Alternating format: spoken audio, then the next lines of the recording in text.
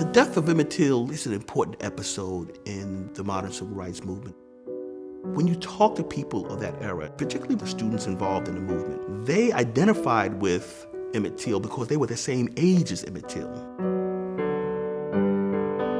So when they were 13 and 14, when Emmitt Till was killed, they're 17, 18, and 19, in the 1960s.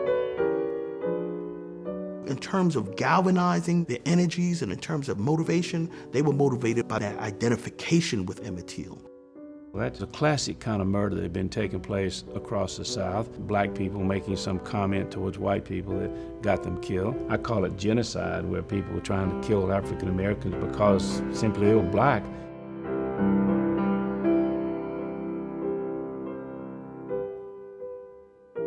You could see how badly mutilated his body and his face was, how that disfigures him in a way that shocks this nation and shocks the sensitivity of a generation of activists that are going to have an important impact on the trajectory of the civil rights movement. Nobody had been brought to justice for killing him, even though back then there was a trial. And at that particular time, nobody was convicted.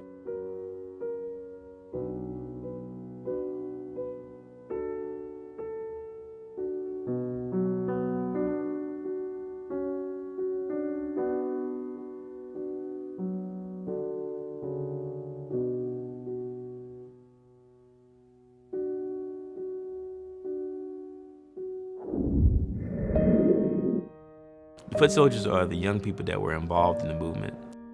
These are folks that will never get their name in history books, but without them, this wouldn't have worked.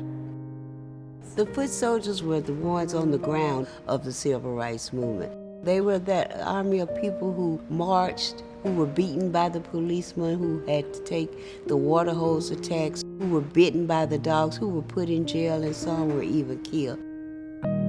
These people are American history heroes, and they live right next to us. Growing up in the city of Birmingham, we experienced firsthand what it was like to be black, okay? I felt like if I could make a difference, I was willing to do that, because at that particular time, I was just one fed up little black girl. I really was. So I was ready to go. I was motivated to go. My father carried all of us to the Monday night mass meetings, which consist of singing and clapping and motivational speakers telling you to get involved. And I just turned 18. He said, "You're old enough to make your own decisions. Whatever you do, we'll live by it." And that's all I needed. I got permission from my mother, and my brother and I walked to our first mass meeting. And it was in that mass meeting that I met James Bevel.